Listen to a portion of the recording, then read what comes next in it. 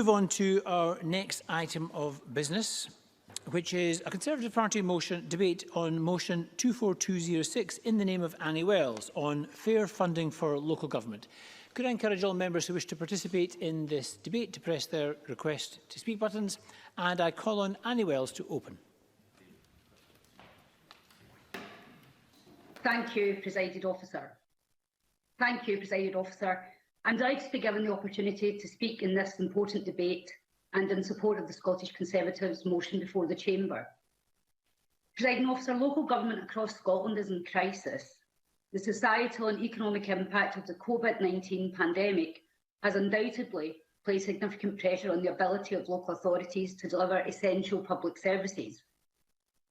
The severity of the challenge facing Scotland's local authorities has been made clear by COSLA, who have issued a stark warning that councils are facing a combined budget shortfall of approximately £511 million going into 2021-22. And it goes without saying, Presiding Officer, that is a deeply concerning situation for us all. As this crisis dawned last year, local authorities across Scotland needed a government in Edinburgh to have their backs. They needed the SNP to equip them with the tools and funding they required to lead our communities through the pandemic, to support our local businesses with a smooth administering of essential COVID financial support, to make sure our roads and streets were properly gritted in anticipation of harsh weather, and to guarantee regular timely bin collections. An unprecedented crisis demands unprecedented support.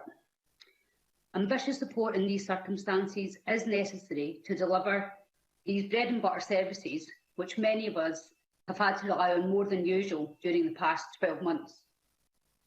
Sadly, Presiding Officer, the extent of support that local authorities have required has not been forthcoming. Indeed, the lacklustre support for our councils during the pandemic has been part of a larger pattern of the SNP's long-standing behaviour towards local government in Scotland. It is astonishing that as local councils face new and existing challenges responding to the needs of residents, the total amount of money the SNP government has given to local authorities has fallen by £276 million in real terms over the course of 7 years. And let us be clear, long before COVID-19 crisis began, the SNP government had been shortchanging Scotland's councils. This has undoubtedly diminished their ability to respond to diverse needs of local residents across the length and breadth of Scotland. With the most recent budget, drafted in extraordinary and difficult circumstances, the SNP government still refused to go that extra mile to support local government. As confirmed by COSLA, the SNP government is offering Scotland's councils a budget uplift of less than 1% in 2021-22. This figure is truly shocking when we compare it to the Scottish Government's own budget for 2021-22, which has increased by a whopping 9% from last year to £44.1 billion, thanks to the unprecedented support from the UK Treasury. The SNP make a lot of noise about needing more money and borrowing powers to respond to the pandemic, but where the UK Government has stepped up to the plate, this Government, by contrast, have refused to extend the same support to Scotland's struggling local authorities. And, Presiding Officer, I must say, at a time when our local councils are facing the huge financial black hole I mentioned, it is quite staggering that the SNP have set aside over £500,000 to prepare this year for another independence referendum. The persistent underfunding of Scotland's councils by this Government is simply no longer acceptable. We must do better. Presiding Officer, it's clear Scotland's councils get a rotten deal from the SNP Government, which means the Scottish people are getting a bad deal too. This must change, as it's clear the current funding model is no longer fit for purpose. And that's why I'm supporting the Scottish Conservative motion before the Chamber today. The goal of our model that we are proposing today is to urgently address the SNP's unwillingness to properly fund our councils. The new model would create a permanent financial settlement for local government, legally mandating the Scottish Government in Edinburgh to deliver a ring-fenced percentage of the budget to the local authorities. This would provide cash-strapped councils with the financial security, certainty and anonymity they crave to play a leading role in helping our communities rebuild and bounce back from this pandemic. Our new fiscal framework would also be used to determine the allocation of capital and revenue funding that each council across Scotland receives each year, meaning councils will have the appropriate resources to respond to the biggest challenges and opportunities in their own areas. The proposed framework will put an end to the days of local councils being subject to the whims of the national government in Edinburgh, as made evident by the actions of this SNP government, who have raided council budgets for years to pay for their own vanity projects. Instead, mirroring the way the block grant is provided to the Scottish Government by the UK, local councils will be secure in the knowledge that they are guaranteed to receive a set amount of the Scottish budget each year. To sum up, Presiding Officer, our new proposed fiscal framework will ensure local authorities with a vote of confidence they deserve to fulfil their responsibilities to Scottish people. Unhindered by constant financial woes and diktats from Edinburgh, Scotland's councils will be able to plan ahead for the future and deliver the best local services as we all look to emerge brighter from the pandemic. As countries around the world combat the coronavirus, the attention of the public largely falls, understandably, by how national governments respond to crisis. But the important role the local government plays in shaping people's life cannot be understated. For many local governments is the first port of call, being responsible for essential services that people rely on. We as a party have a clear vision. We want to empower local councils with fair funding to fully support them in their efforts to deliver for their communities. With this new fiscal framework, we have a unique chance to achieve this vision, and I would urge opposition parties to support the motion before the Chamber. I move the motion in my name. Thank you, Presiding Officer. Thank you very much, Ms Wells. And can I call on now the Cabinet Secretary, Aileen Campbell, to speak to and move Amendment 24208.3. Thank you, Presiding Officer. A debate about the future of local government and how the Scottish Government should fund our councils benefits from being set within the wider strategic context of work to consider how Scotland is governed overall. In this context, the Scottish Government is committed to the principle of subsidiarity and local self-determination, and the joint local governance review with COSLA is key to delivering these shared ambitions. Considering how we share power, responsibilities and resources, not just between the Scottish Government and local government, but also with our communities, is a route to reforms which can deliver the best possible outcomes for people. In response to the review's initial findings, we jointly announced with COSLA that we will further empower communities and local councils across Scotland. We believe this will help to create a vibrant, equal democracy where people understand their rights and actively participate in civic society. The response to COVID-19 has once again shown that communities can achieve great results when they are trusted and resourced to take decisions about issues that make a big difference to people's lives. We also know that the way power and resources are shared between national and local government across all of our public services contributes to the success of different places. COSLA's submission to the Local Governance Review and subsequent blueprint for local government set out an ambition for functional and fiscal empowerment of local government and made clear how this interlinks with our efforts to enhance community empowerment.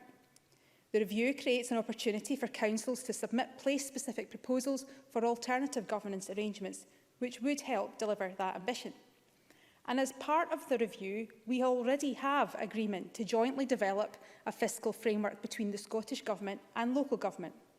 We view it as another important opportunity to further strengthen our partnership and to empower local government. Due to the pandemic, work on this has been paused. However, we are committed to introducing this framework in the next parliamentary session if returned. This debate, though, is also timely because alongside our work on local governance, today we also concluded stage 2 of our deliberations on Andy Whiteman's private member's bill on the incorporation of the European Charter of Local Self-Government into domestic Scots law. Our support for that symbolises the value that we attach to our relationship with local government as a sphere of government that we value and respect. It also symbolises an opportunity to create the conditions for further and more ambitious reforms and strengthens our relationship by putting it on a legal footing. But that is not the end of our joint work and partnership with local government. As I said in response to the Stage 1 debate of Mr Whiteman's Members' Bill, regardless of whether you have councillor before your name or MSP after it, we're all here to serve and empower our communities, to make life better and to make society more equal and fairer. That endeavour is captured in our National Performance Framework. This articulates local and national governments' shared aspiration for Scotland of a country with dignity, fairness, respect and well-being at its heart. And it's also why when myself and the Cabinet Secretary for Older People and Social Security set up the Social Renewal Advisory Board back in June to advise Government on how to navigate a path for Scotland that leads us towards equality and fairness as we emerge from the pandemic, that the board included representatives from local government. Because if we want to achieve the ambition of reducing poverty and disadvantage, it will require all of us from across all sectors to work hard and in partnership to support the people and communities of Scotland. Moreover, we're also supporting many local authorities to use community wealth building as a practical approach to local economic development support and to prioritise improved wellbeing as a core part of the economic activity happening in their place. That includes looking at ways to maximise the role public investment can play in creating opportunities in communities across Scotland and encouraging more SMEs, cooperatives and other inclusive businesses models into the market. It also ensures and encourages a less extractive economic model and enables much needed resource to stay locally and to benefit our communities. So, the joint working that we do, our support for the EU Charter Bill, community wealth building and our work on local governments, which a fiscal framework is already part of, does not neatly fit into the negative narrative that the Conservatives have come to this chamber today with. And nor does it fit in with the realities of the budgetary support that this government has provided. The 21-22 local government settlement of £11.6 billion will provide a cash increase in local government day-to-day spending for local revenue services of £335.6 million, or 3.1%. That builds on the pre-COVID-19 2021 settlement that provided an increase of 5.8% for local day-to-day services. A further £650.4 million of non-COVID-19 funding will be provided out with the local government settlement in 2021-22, which means that Scotland's local governments will receive over £12.3 billion. Alec Brownlee. Thank you, and I thank the Cabinet Secretary for giving way. Can I ask the Cabinet Secretary, do you accept that with COVID has come even greater pressures on local authority services and that those pressures are continuing to increase? And have you taken that into account in looking at the budget? Cabinet Secretary. The Cabinet Secretary, my colleague Cabinet Secretary for Finance, Kate Forbes, engages thoroughly and regularly with local government to take account of what the pressures are on local government, and that's why we've responded in the way that we have, ensuring that we can route money and support to local governments in response to the COVID-19 pandemic. And I'm going to set out a number of other ways in which we've tried to give and endeavour to give some further flexibility. So the settlement not only gives local authorities the resources and flexibility to respond to new challenges that the pandemic has created, but also provides continued fiscal certainty that doesn't exist in England through our a policy of guaranteeing the combined general revenue grant plus non-domestic rates revenue. We've also the only devolved government to have committed to extend COVID-19 business rates relief in 2021-22, replacing £719 million of non-domestic rates income with additional revenue grant of the same amount to effectively underwrite this critically important revenue stream to councils. And we've also jointly agreed a lost income stream with councils as well, and taken together with additional fiscal flexibilities announced on the 8th of October, the total value of the COVID-19 support packages for councils is up to £1.8 billion over this year and next. So, Presiding Officer, in contrast, while Scottish local authorities have enjoyed a cash terms revenue budget increase of 3.6% period over the period 2013 to 20, English local authority counterparts have faced a cash terms revenue budget reduction of 14.7% over the same periods. So the Tories have a brass neck to come to this chamber arguing for one thing, while their counterparts and colleagues in London do quite another. But they are forming that. They turn a blind eye to poverty, while local government and national government have to mop up their mess of austerity that they pursue with political rigour. In It's a pity that they don't therefore pursue this with the same rigour, the flexibilities, the fiscal framework review that this government has asked for many times between the UK government and the Scottish government to make sure that we can have the correct and adequate response to what we're going through COVID and beyond COVID as well. So we'll continue with our shared endeavour between local and national government to work hard for the communities of Scotland. We'll continue to treat local government fairly. We'll continue to empower them as best we can. And we'll continue to reject the negative narrative from the Tories, who do one thing here and quite another in London, and continue to proceed with a path of fairness and equality for all. Thank you very much, Cabinet Secretary. And can I call Sarah Boyack to open for Labour? Thanks very much, Presiding Officer. First of all, can I draw members' attention to my register of interest of my former employment with SFHA? And can I move the amendment in my name?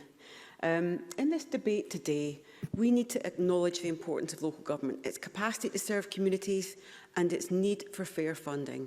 Our councillors are the closest democratically elected officials to their communities, and they provide support to the most vulnerable in our communities, whether it's access to mental health support in our schools, support for adults with learning disabilities and their parents to make the most of their skills and talents, or getting people from low-income communities into employment and training. But over the last decade, we have seen the impact of austerity on councils.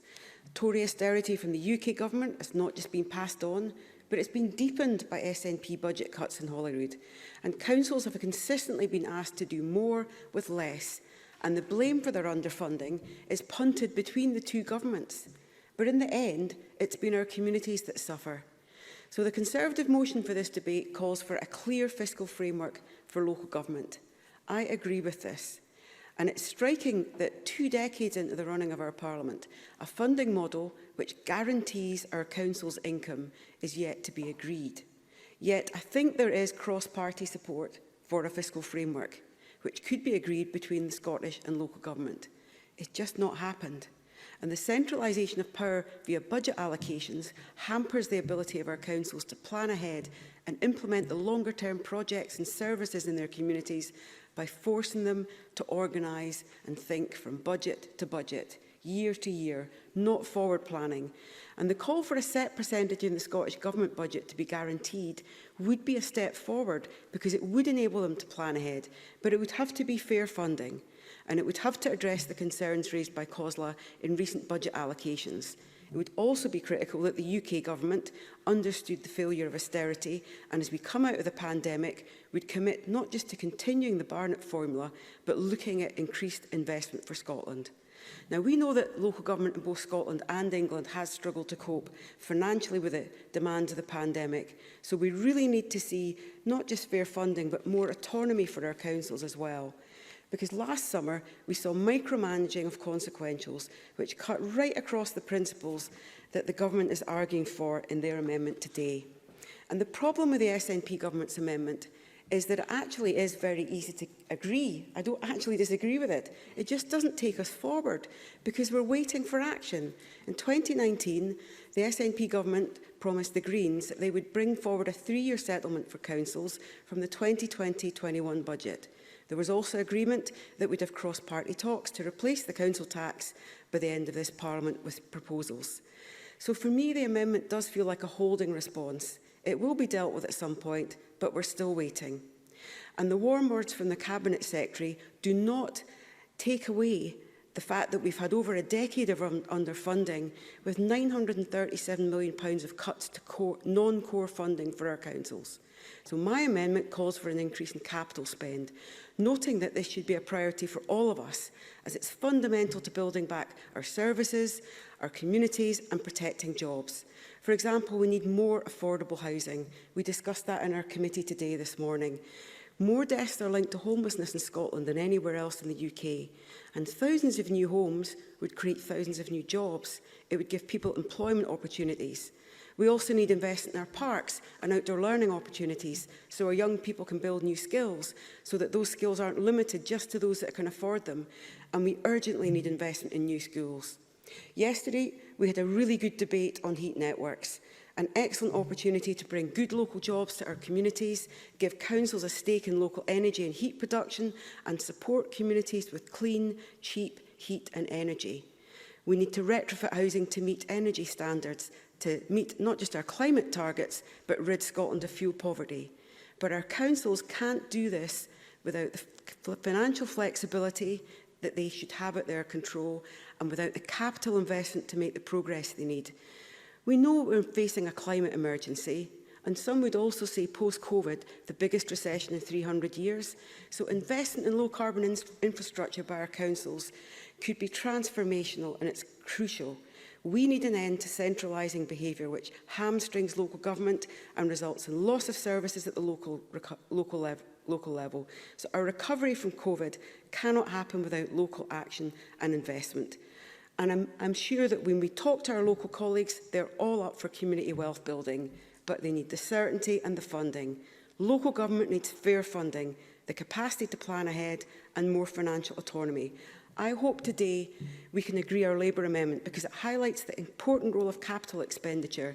It's dropped in recent years from 27% to 12% going forward. That's a real terms cut for the future, and our communities deserve better. Thank you. Thank you very much, Ms Boyack. And could I call on Willie Rennie to open for the Liberal Democrats? Thank you very much, Presiding Officer. During the pandemic, it's been local communities who've come to help people who need support. We have relied on councils to get schools and pupils geared up to learn and to get their school meals. They have, with great speed, got money to businesses in need very, very quickly. The idea of a fair deal for local government, of course, is a good one. The idea that we should be able to know that local government will be treated fairly, of course, is a good one. But local government has been on the rough end of this SNP government's priorities. We get the usual conjurer's trick from ministers, sending ring-fenced parcels of money to local councils for new tasks. Then they claim it's money for old tasks. The money does go up, but the costs of the new responsibilities go even higher.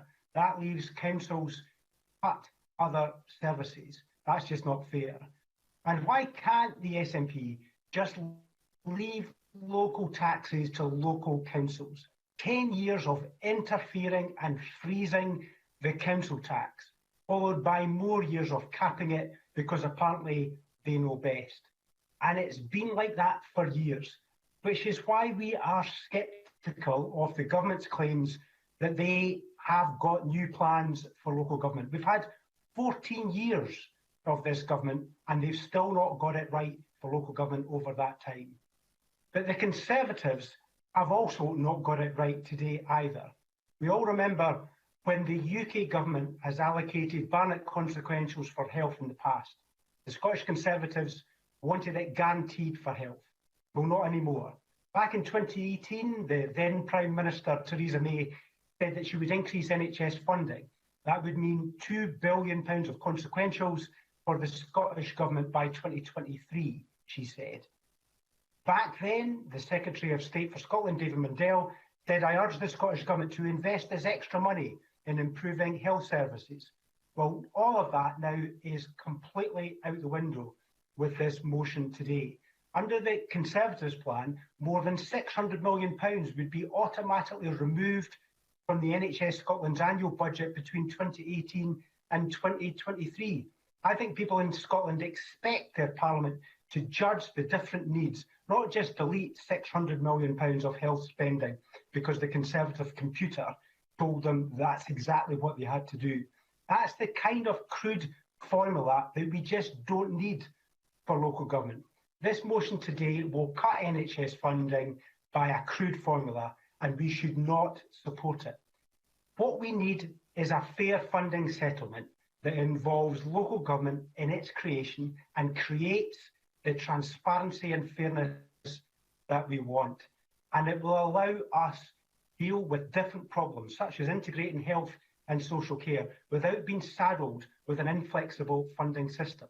Just like Holyrood, I want councils to be able to raise the majority of the money that they spend, because if they control the purse strings, they are free to determine their own future in partnership with the communities that they serve. And if councils do not like the decisions on tax and spend, and if the voters don't like those decisions, they can vote them out. We need a framework that nurtures that relationship. That is why we cannot support the Conservatives today. Thank you very much, Mr Rennie. And can I call on Patrick Harvey to open for the Green Party? Thank you, Presiding Officer. For every problem that's complex and difficult, there's a solution that's simple and easy and wrong. And that's what the Conservatives have to offer today. This is a really important topic because the system of local government finance that we have in this country is fundamentally broken. And the Greens have made this a priority every year since the SNP lost their majority. The impact of additional resources that we've made to local government has changed the context of that historic underfunding that Sarah Boyack's amendment refers to. Overwhelmingly, the damage was done in the last session of Parliament, and Green impact in this session has made a real difference in every year since 2016, as welcomed repeatedly by COSLA. And the Greens were also the first to propose a fiscal framework. We published proposals on that back in 2017, and eventually we gained support to begin the task of developing this. And it's just one of many areas of work which has been delayed by COVID. But the Conservative proposal today simply doesn't engage with reality. The reality is that a fiscal framework for local government can't just be imposed. It needs to be developed carefully with local government. It needs to provide transparency, predictability, sustainability and autonomy for local government in their finances. The reality is that it can't be the simplistic idea of a fixed percentage of the Scottish budget. This would utterly disregard the changing needs and priorities from year to year. Annie Wells is flat wrong to claim that her proposal mirrors the UK-Scotland fiscal framework. I don't believe for a moment that the Conservatives would support a UK-Scotland fiscal framework based on the idea of a fixed percentage of the total UK budget. And this simplistic idea would be no more workable in a fiscal framework for local government either. The reality is that to work, it needs to give local government the fiscal autonomy, which is normal in so many other European countries. And the reality is that Green efforts to deliver new fiscal powers for local government have met consistent opposition from the Conservatives.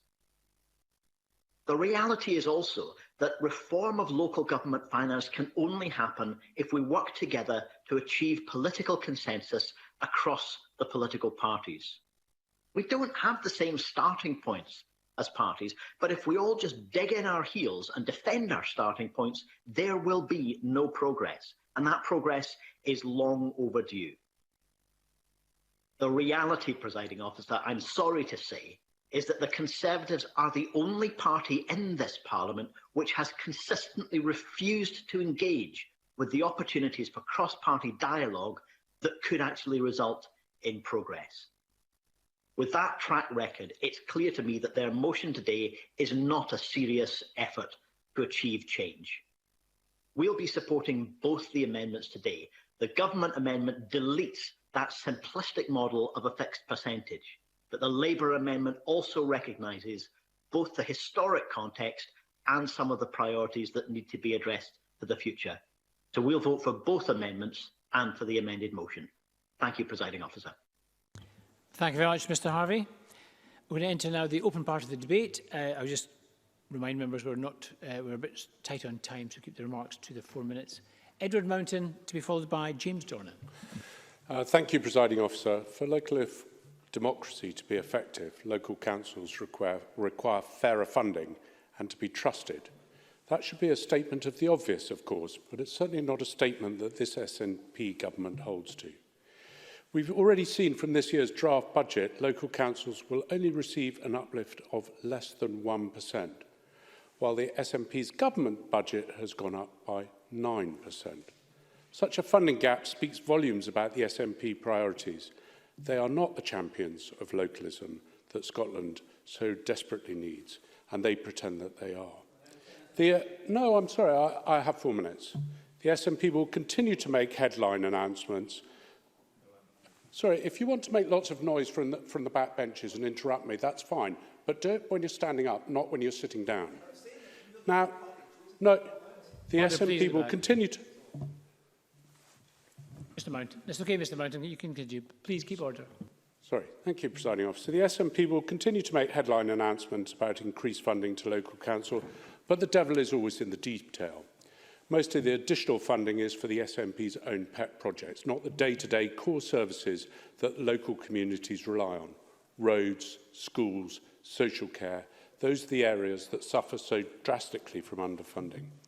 The truth is, in 14 years, the SNP has reduced local council funding as a percentage of government spending.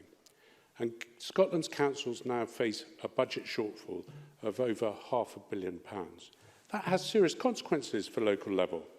For the Highland Council to protect core services, they tell me they would need an increase of at least 3 to 4% on their council tax, and that's just to achieve a standstill. And frankly, that's unacceptable that the Highland Council should have to consider raising taxes in the middle of a pandemic. Businesses are struggling to survive and family budgets are being stretched like never ever before. So I don't believe it's the time to raise local taxes. It's really the time for the SNP to give councils a fairer funding deal. If they don't, we'll continue to see Highland roads fall into disrepair, like the A890. There is no ferry at Strom Ferry, and frankly, the Scottish Government couldn't deliver it. But there is no bypass either. Until underfunding is available for that project, local communities will have no choice but to accept continued disruption from rockfalls from the crumbling cliffs. This SNP government talks about improving connectivity, but it is failing in Strom Ferry. Years of underfunding have also left our Highland schools in a disgraceful state too. The Highlands and Moray have the highest proportion of schools in Scotland that are classed as being in poor condition. When I visited the Tain Royal Academy, I was shocked at how bad the water leaks were. In the library, there were more buckets than there were books. Now, that's not an environment that our school pupils should be learning in. They deserve modern school buildings. And whilst I welcome and recognise the funding to build new schools at Tain and Nen, supported by the Scottish Government, there are more schools in the Highlands that need a repair or indeed a full rebuild. Presiding Officer, the SNP's underfunding of local councils has only helped to run down our roads, schools and local services. There is a better way forward. The Scottish Conservatives would create a fairer financial settlement that would ring-fence a percentage of the government's budget to local councils. That is a proposal that will protect local services.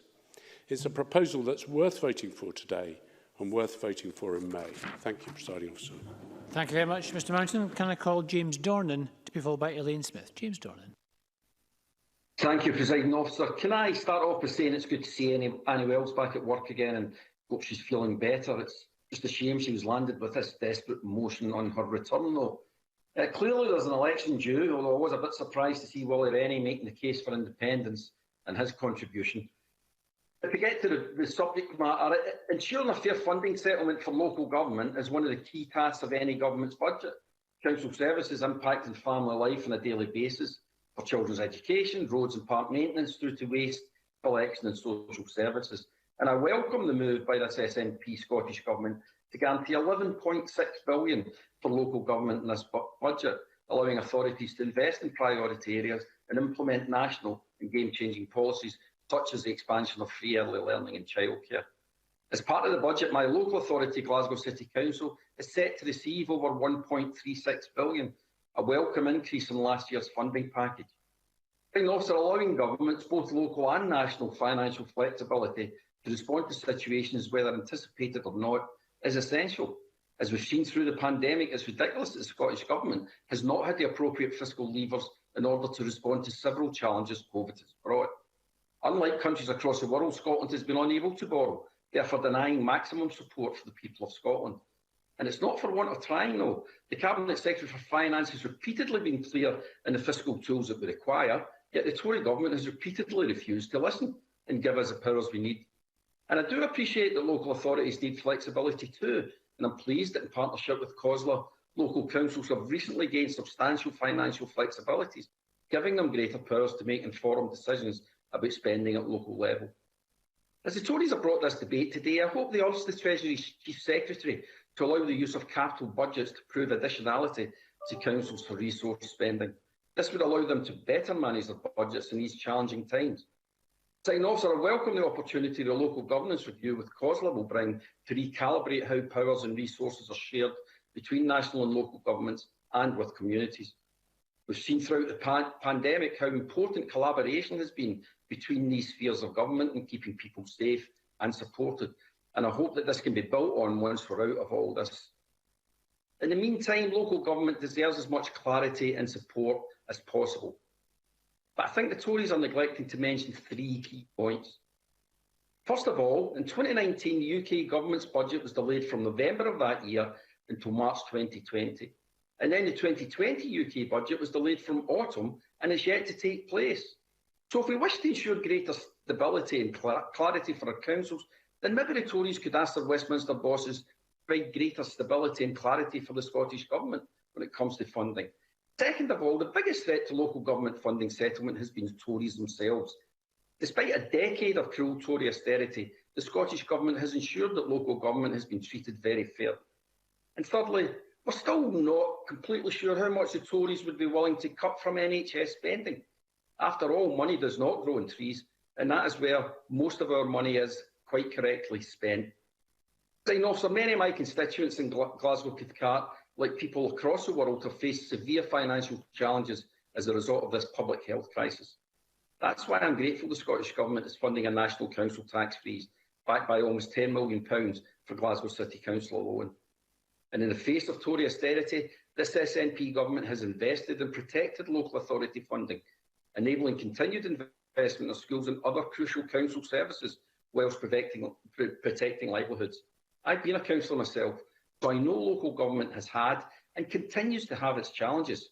However, it's absolutely apparent, and not just from this debate, that the only party trusted to ensure fair funding for local councils will once again be the SNP. Thank you. Thank you very much, Mr Dornan. Can I call Elaine Smith to be followed by Sandra White? Thank you, Presiding Officer. And can I say I have a registered interest with regard to funding provided by Unison for my breastfeeding bill. I'm pleased to be speaking in this debate as one of the last contributions that I'll be making in this chamber after 22 years, and I have a particular interest in local government. Over 30 years ago, I was a homelessness officer in a district council, and I saw firsthand the devastation that homelessness causes. And it was one of the best times for me in this Parliament when in 2003 a Labour-led Scottish Executive introduced homelessness legislation which was widely regarded as the most progressive in Europe. Decades later, in 14 years of SNP government, and we see the grim scenes of massive queues of homeless people waiting on food from a charity soup kitchen in a snow-covered George Square in Glasgow. Presiding Officer, I was helping at a George Square soup kitchen when I was 14 years old. And it is shocking that such poverty and homelessness still exists. Both food and a home should be the rights for all citizens in 21st century Scotland. As a council officer, I also worked with a grant scheme which demonstrated what people can do in their communities with funding help from the council. But now, SNP cuts to council funding year on year have meant cuts to community groups that do vital work connecting people, tackling exclusion and providing activities for young people, amongst other things. In the 90s, as the branch secretary for Unison at Highland Regional Council, we fought continually against Tory cuts to local government budgets. So I have to say the Tories have got short memories. But now it's SNP cuts that we see implemented year on year, despite their claim of being a party of social justice. Pre-COVID, Spice reported that the local government revenue settlement, as a proportion of the Scottish Government revenue budget, had decreased by 2.6% between 2013-14 and 2019-20. And now we have COSLA saying that the past year, I really don't have time. If I have time at the end, I'll take you. Now we have COSLA saying that the past year has been like no other, and the forthcoming budget does nothing to represent fair funding for councils. And that's even more shocking during this pandemic, because it's local government that's been playing a really crucial role in trying to maintain critical public services, in administering key grant funding to businesses and managing vital aspects of much needed welfare support. Overall, as Sarah Boyack said, local government has not received its fair share of funding and has had cuts imposed well beyond the cuts received by the Scottish Government from the Tory grant allocation. And that's a deliberate choice made by the SNP government, and it has a direct impact on the poorer in society and an even worse impact on our more deprived areas. Basically, it means that local authorities are having to take difficult budget decisions due to those funding pressures with regards to facilities like libraries, swimming pools, lunch clubs, or reduction in public park maintenance. And those are services which people on low incomes, particularly women, depend. Space to study, parks to walk and play, community centres to provide a focus. These are all facilities long fought for and highly valued. And as we adopt progressive policies such as Monica Lennon's period poverty bill, recognising the needs of women and girls, surely we should also be asking where the strategy is to make this a reality. Within the COVID restrictions, outdoor activities are being encouraged, but they're not being supported in a practical way. And in that regard, we need accessible, staffed and well-maintained public toilet facilities. COVID restrictions have undoubtedly brought the lack of local services and public provision into sharp focus. For those who depend on the Wi-Fi and use of computers provided on council premises, their closure has meant that access to essential services has been denied for too many. And it should also be remembered that local authorities provide employment and an income for many people, who then put money back into the local economies, and council workers should be fairly paid. In closing, Presiding Officer, I know from own experience, both from working in local government and in representing constituents for over 20 years, that perpetuating inequality is not inevitable. Provision of well-staffed, well-resourced public services to meet local need is essential to help address the inequalities in our society. We desperately need policies that reverse the growing inequality, a Scottish Government that values local delivery and decentralisation, and funding decisions which give councils the investment that they desperately need. Thank you, Ms Smith. And I call Sandra White before we move to closing speeches. Sandra White. Thank you very much, Presiding Officer, and can I thank Annie Wells for bringing forward this motion for debate.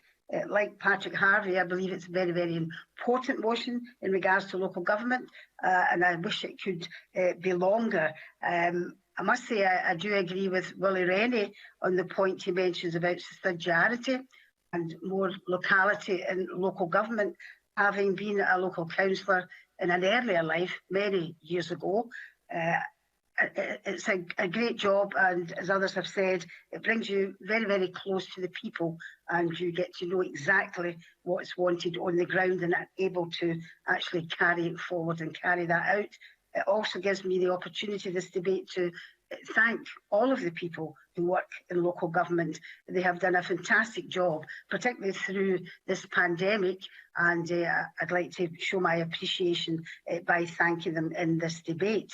There's one other issue that I do want to raise, and when Annie Wells mentions about local government and finances, I think we should remind Annie Wells, and the Tories in particular, that they have actually with their contracts to their cronies, not my words, Coates' words, and as well, the fact that they have wasted and spent billions of pounds, not just of monies from other areas, monies from taxpayers throughout the UK, which we in Scotland contribute to, and the courts have mentioned that they have acted unlawfully. So I don't take any lessons from the Tories at all.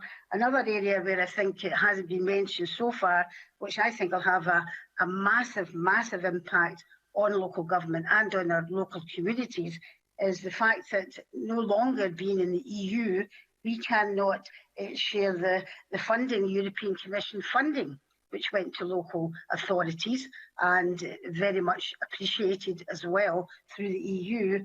We now have one from Westminster called Shared Prosperity Fund, and this has been said will be a UK project, So rather than subsidiarity going to local authorities, local government, this will be from Westminster. And I think that we should be having a debate on that particular issue as well.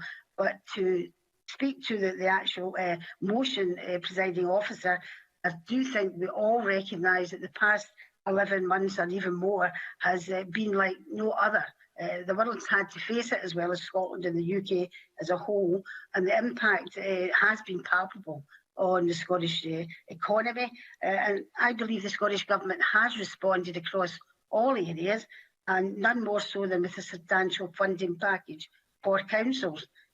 Basically, Scottish Government announced their draft budget proposals at the beginning of this month, which would provide, if it passes, indeed, increases across all Scottish council budgets.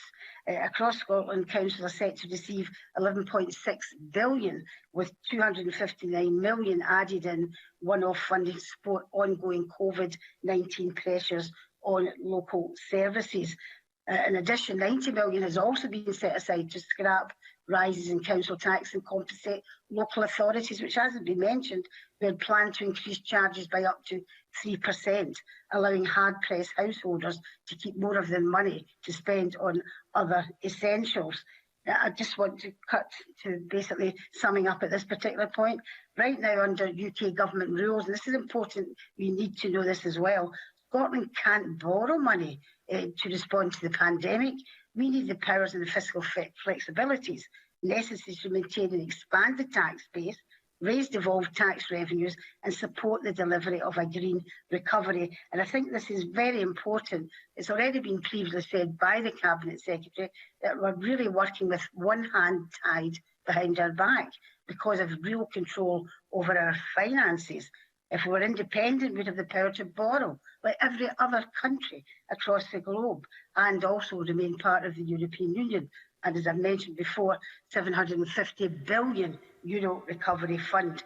But obviously because of Brexit, which we didn't vote for in Scotland, we can't, and we're denied access to these vital funds.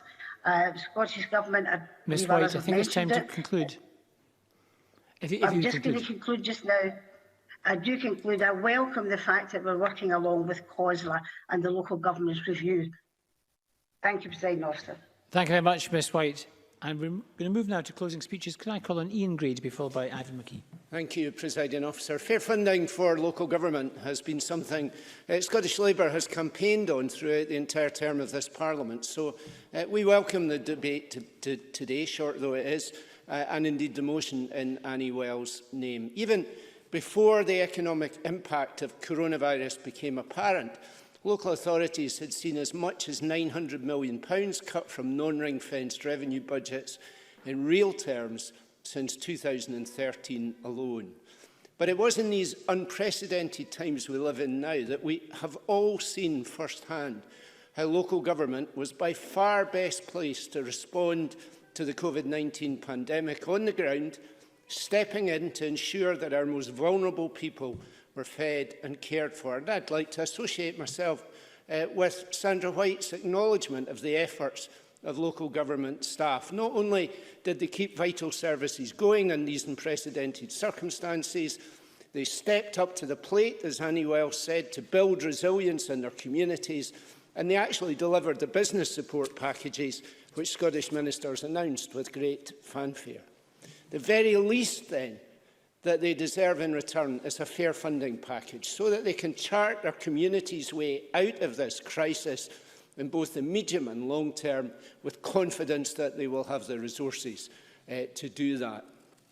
Sarah Boyack was quite right when she said that councils have been drip-fed, micromanaged funding from the Scottish Government throughout the pandemic. So it is now vital that councils are fully funded for their loss of income during this crisis and that fair funding solutions are put in place in the longer term to ensure they weather the continuing effects of the pandemic and can support their communities as levels of poverty and inequality continue to increase as a consequence of COVID.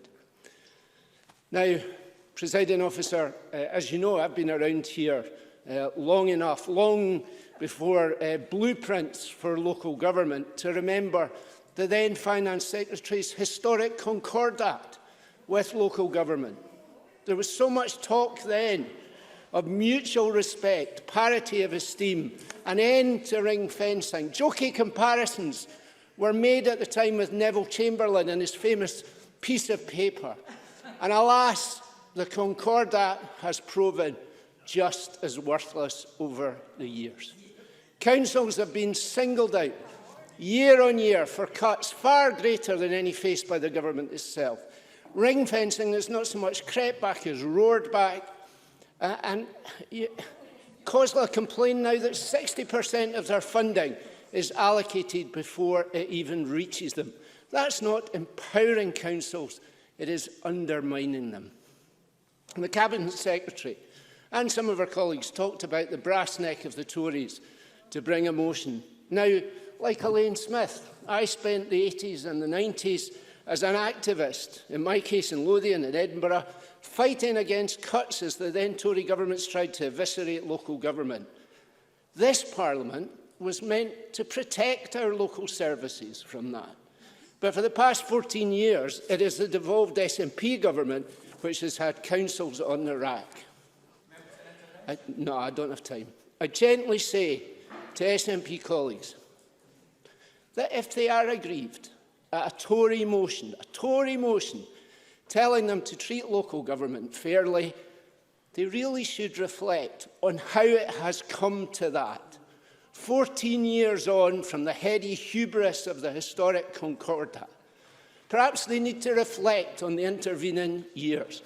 And perhaps they need to remind themselves and remind Patrick Harvie that actually that Concordat contract was exactly an SNP and Tory partnership budget to go through this Parliament in the first place. No, local councils have stepped up to the plate in this pandemic. It is time government showed them the respect they deserve, as the motion and the Labour amendment does this evening. Thank you, Mr Green. I call on Ivan McKee, Minister, to respond for the SNP. Thank you very much, Presiding Officer. And I welcome this opportunity to contribute to this important debate that highlights the crucial role local government plays in supporting our communities as we continue to deal with the current crisis, and more importantly, how we can recover as quickly and as efficiently as possible. And I'd like to take this opportunity to thank all those who work in local government at these very difficult and challenging times, and the tremendous efforts and support that they've given to their communities and others as we have worked through this pandemic. The delay to the UK budget means that we do not now know the total budget available to Scotland next year. We do not yet have confirmation of Barnett consequentials that will flow from changes in UK departmental expenditure or the updated economic and tax forecasts that are needed to finalise the block grant adjustments that impact our Scottish budget. In coming to our decisions to announce the Scottish budget on 28th January, we listen carefully to the representations COSLA made on behalf of local government of the damage and impact any further delay would have on the delivery of public services, and also the practical challenges this would pose around setting budgets and collecting council tax. Despite these obstacles, this government remains firmly focused on achieving the objectives we share with our local government partners to build a fairer, stronger and greener economy, all firmly anchored in the jointly agreed national performance framework. The Scottish Government's commitment to pass on all health consequential funding from the UK Government has provided a degree of protection to our National Health Service. However, using figures from SPICE, which members will be familiar with, had local government's share of the Scottish budget in 2013-14 been maintained through to 2021, as some have called for, this would have resulted in a cumulative reduction in the health budget of £2.3 billion. Had the same percentage been maintained in the 21-22, health would have lost a further almost £1 billion, which at the time of the current pandemic is clearly not realistic. And this is the maths of the Tory party putting forward this proposal, not understanding, frankly, how percentages work. A point that's been well made by many others today, including Patrick Harvie and others. And over that period, health would have lost 2013-14 to 22, a total of £3.3 billion less than they have been allocated. Of course, having a fixed percentage of the Scottish budget for local government could also produce other anomalies. For example, in 2014-15 and 2015-16, local government, on the basis of the proposal that's come from Annie Wells and the Tory party today, would have received around £500 million less than they actually did during that period. Now, Presiding Officer, let me now focus on some of the real tangible benefits we in the Scottish Government have delivered for local government in Scotland. The 2021-22 pre-COVID local government finance settlement provided an increase in local government day-to-day spending of £589 million, or 5.8% compared with previous years. For 21-22, we've delivered a funding package for local government of £11.6 billion, providing an additional £335.6 million for vital day-to-day services, an increase of 3.1%, including the additional £275 million the Cabinet Secretary for Finance announced on the 16th of February and the £200 million for a lost income scheme. Scotland's councils will receive £931 million in direct COVID support during 2021 through the local government finance settlement, with a further £259 million confirmed for 21-22. Taken together with additional financial flexibilities announced on the 8th of October, the total value of COVID-19 support package for councils is £1.8 billion over this year and next. In addition to these extra resources for council, we also continue to provide them with funding certainty through our non-domestic rates policies, including the enhanced retail, hospitality and leisure relief that the Cabinet Secretary for Finance also confirmed on the 16th of February. The budget delivers an unprecedented reduction in the poundage and almost £1.5 billion worth of reliefs. These decisions will continue to protect businesses during COVID-19 and, unlike in England, the Scottish Government guarantees all non-domestic rates income for council, something the Tory party should reflect on when they come here and talk about local government funding. Compare and contrast that to how local government in England has fared under the UK Government. Scottish local authorities have enjoyed a cash terms revenue budget increase of 3.6% over the period 2013 to 20, while English local authorities have faced a cash terms revenue budget reduction, a reduction of 14.7% over that same period. Alongside the additional funding and certainty provided through our non-domestic rates policies, we're also committed to developing a rules-based framework for local government funding, as my colleague Aileen Campbell has said, working in partnership with COSLA, which would be introduced in the next Parliament rather than imposing a blunt, inflexible measure like a fixed percentage settlement. The Tories need to be honest about their plans. They would mean billions less for our NHS and arbitrary cuts to local budgets as and when the UK Government resorts to austerity. A fiscal framework for local government is a good idea, and that's why we agreed to develop one last year, only for its work to be delayed by the pandemic. But any framework must be developed in partnership with local government and, crucially, must never put funding for the NHS at risk.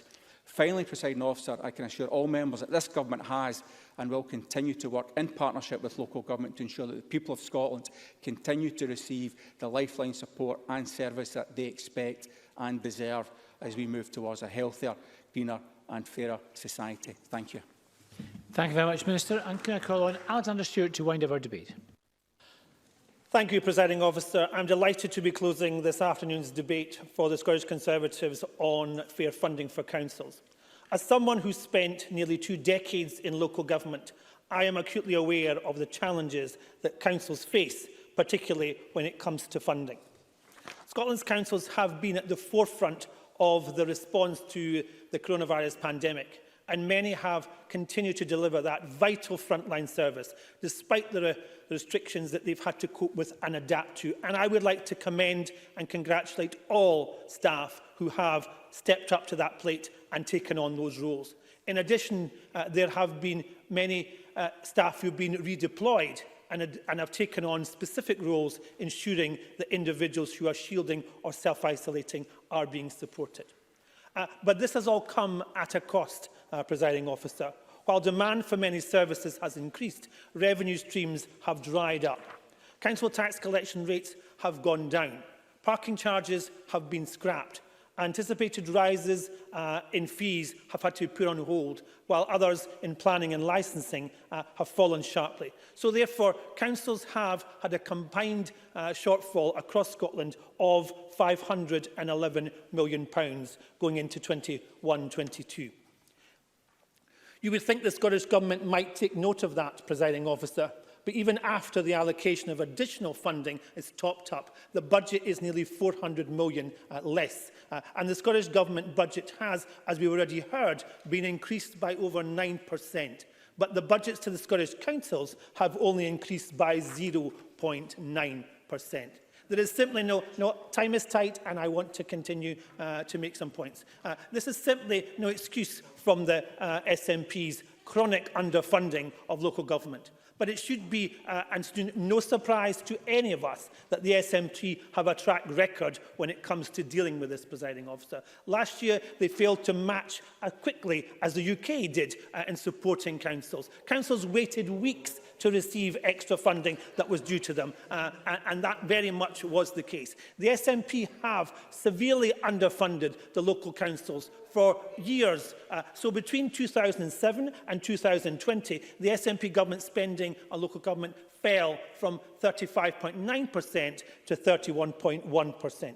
At the same time, their funding has fallen, and councils have taken on extra responsibilities, and ring-fence budgets have increased. This means that councils who have a discretionary budget have fallen even more dramatically. The SNP might talk about bringing closer government to the people, but the fact is it's been hoarded here in this Parliament in Edinburgh. Discretionary funding for local government is not spent on activities. It covers things like road maintenance, garden waste collection, instrumental tuition for young people and pupils.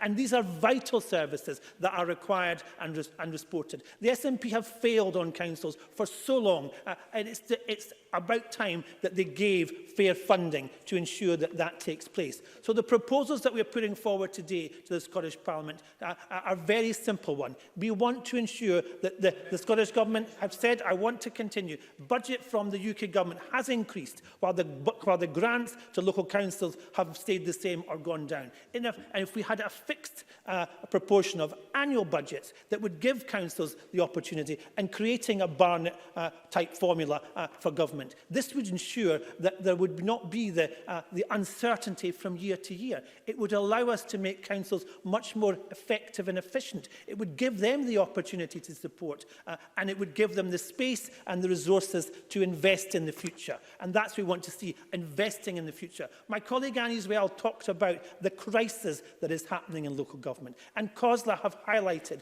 the concerns from the financial shortfall, and it has been a cash-strapped council. Sarah Boyack talked about, in her contribution, acknowledging the good work that council have done, but it has had one hand tied behind its back.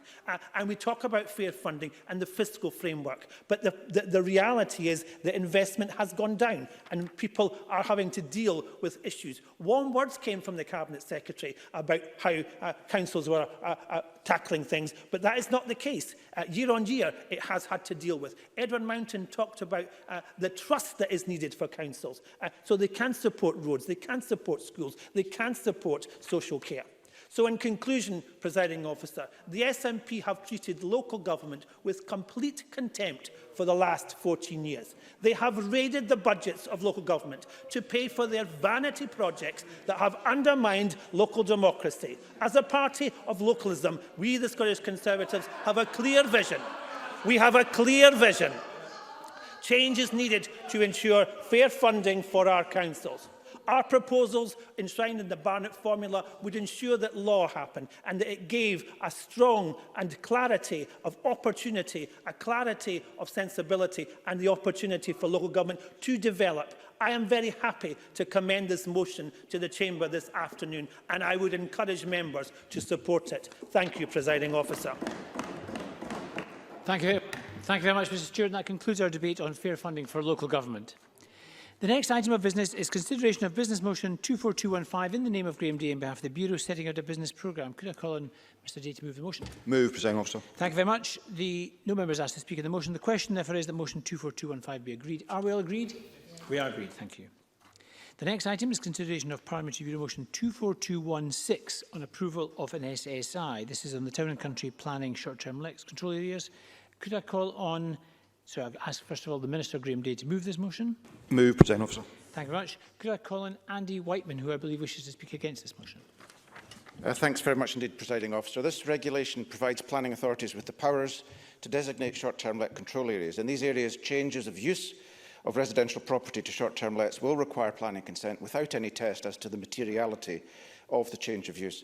It's one of two regulations, the other being licensing, that were laid in draft in Parliament and considered by the Local Government and Communities Committee on the 3rd of February.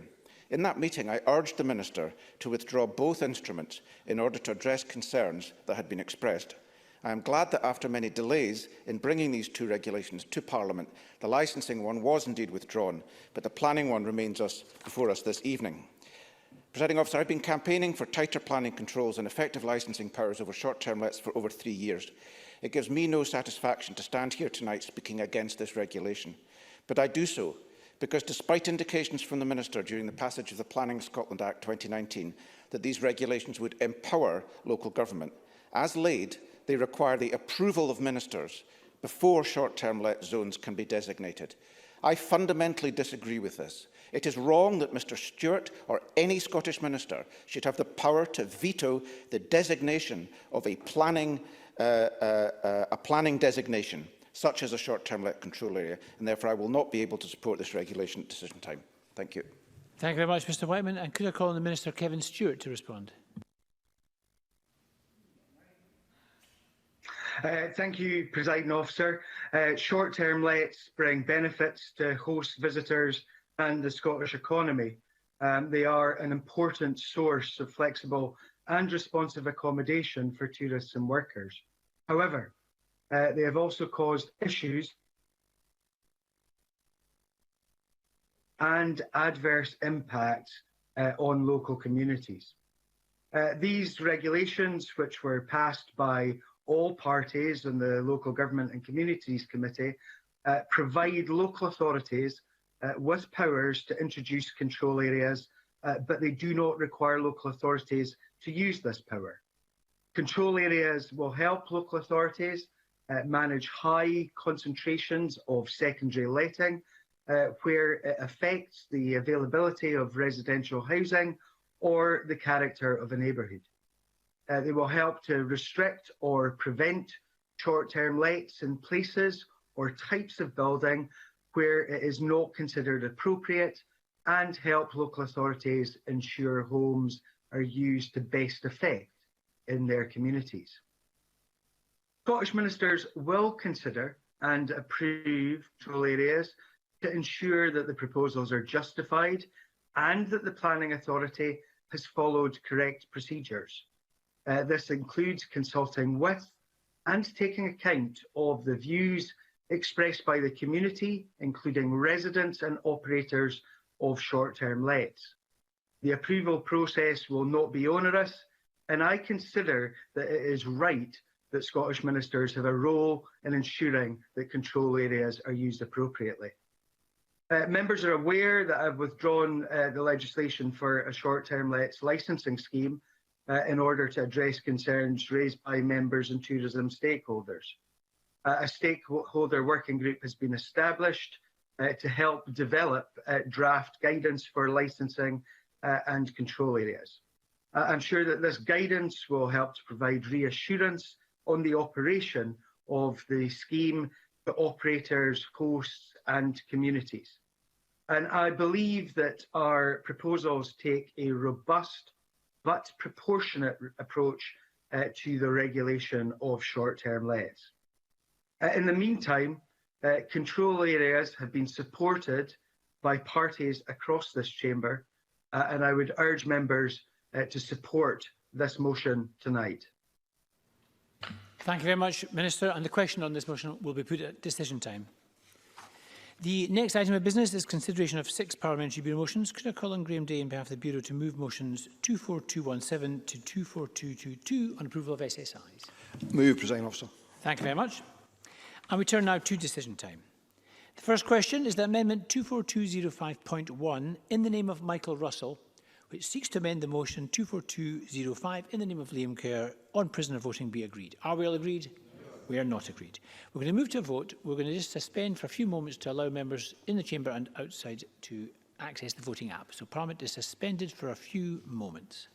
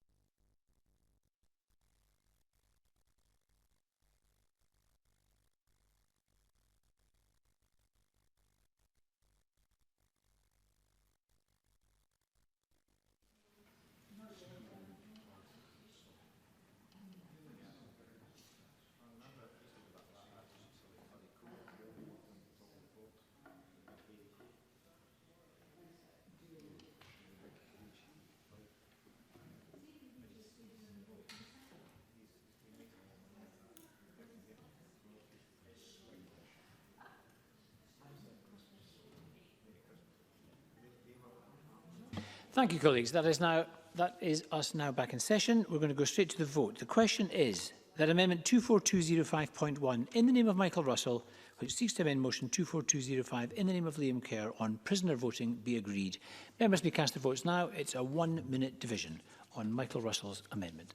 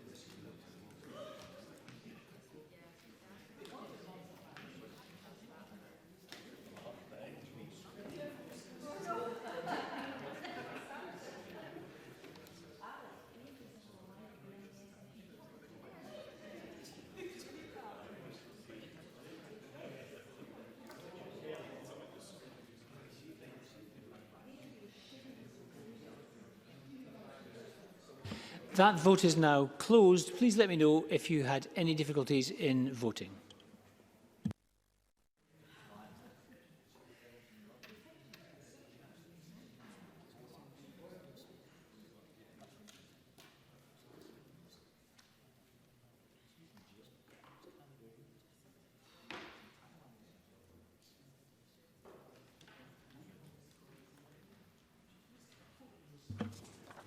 Thank you. The result of the vote on amendment number 24205.1 in the name of Michael Russell is yes 90, no 27.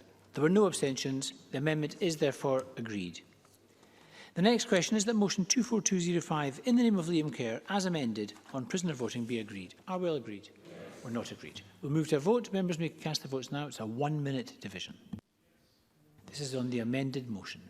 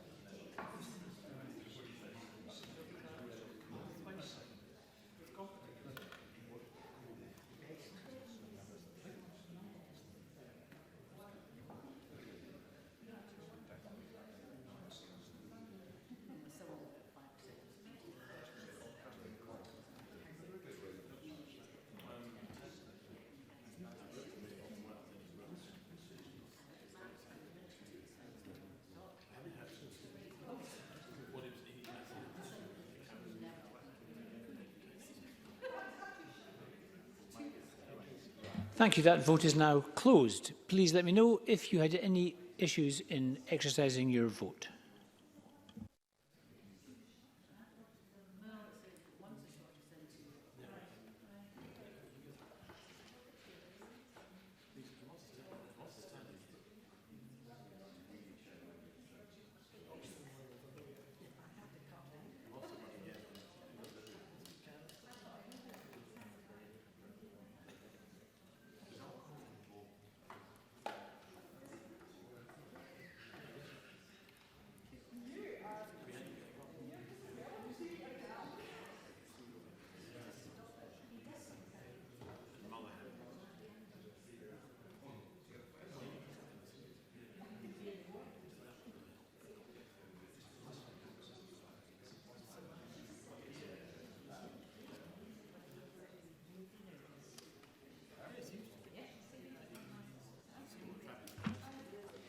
The result of the vote on motion 24205 in the name of Liam Kerr as amended is yes 89, no 27. There were no abstentions. The motion as amended is therefore agreed.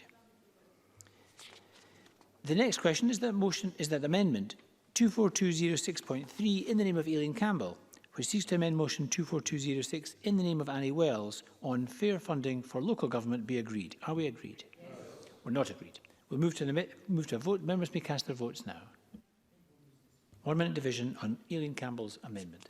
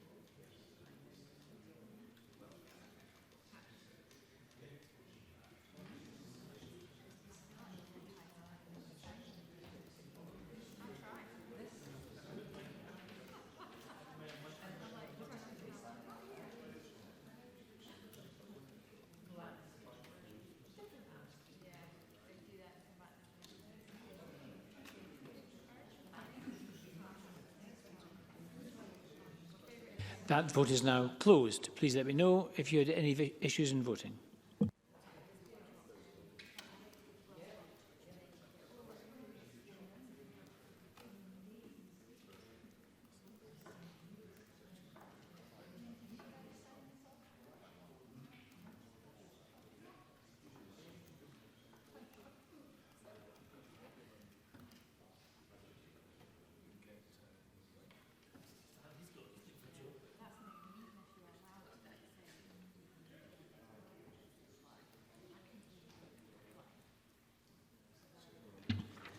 Thank you. The result of the vote on amendment number 24206.3 in the name of Aileen Campbell is yes 65, no 51. There were no abstentions. The amendment is therefore agreed. The next question is the amendment 24206.2 in the name of Sarah Boyack, which seeks to amend the motion in the name of Annie Wells. Be agreed. Are we all agreed? We're not agreed. We'll move to a vote. Members may cast their votes now.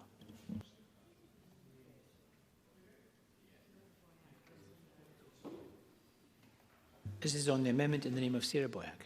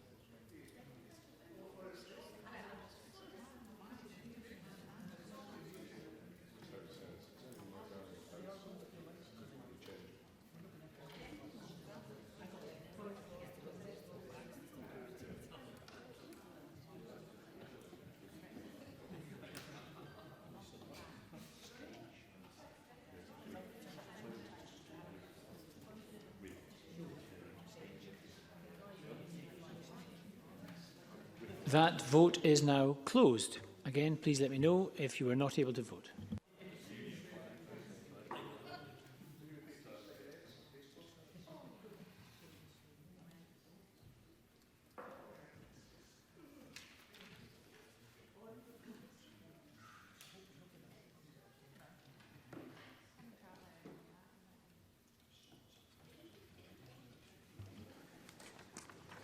Thank you. The result of the vote on amendment number 24206.2 in the name of Sarah Boyack is yes 59, no 57. There were no abstentions. The amendment is therefore agreed. The next question is that motion 24206 in the name of Annie Wells as amended on fair funding for local government be agreed. Are we agreed? We're not agreed. We'll move to a vote. Members may cast their votes now. This is a 1 minute division on the amended motion.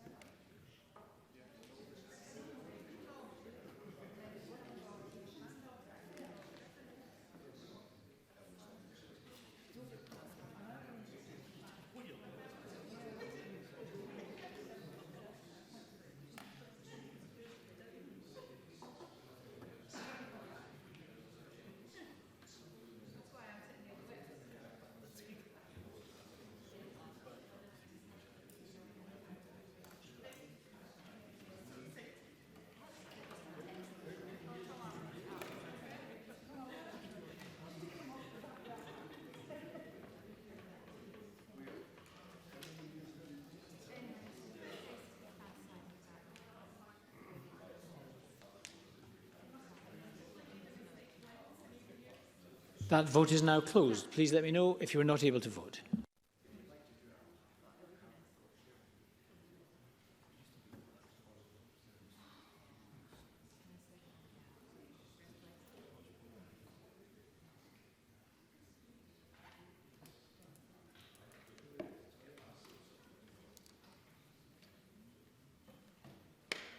The result of the vote on motion 24206 in the name of Annie Wells as amended is yes 28, no 88.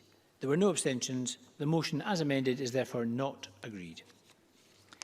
The next question is that motion 24216 in the name of Graham Day on approval of an SSI be agreed. This is the Town and Country Planning Short-Term Let's Control Areas SSI. Are we all agreed or not agreed? We'll move to a vote. Members may cast their votes now. This is on the SSI on Town and Country Planning Short-Term Let Control Areas. On 1 minute division.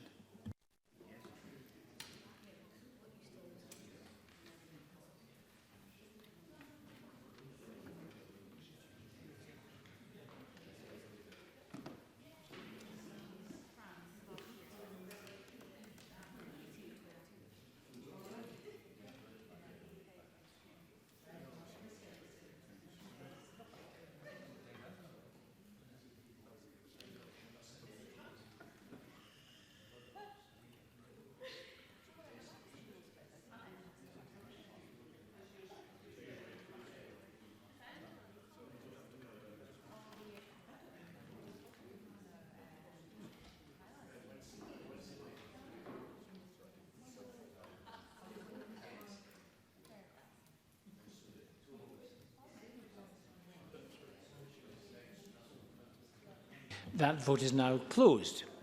Please let me know if you were not able to vote.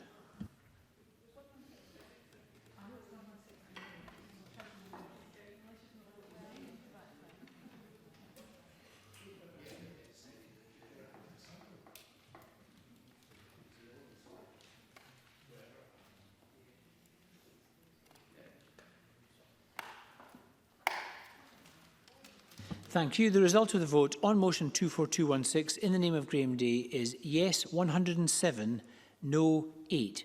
There were no abstentions. The motion is therefore agreed. I propose to ask a single question on 6 Parliamentary Bureau motions. Does any member object? No.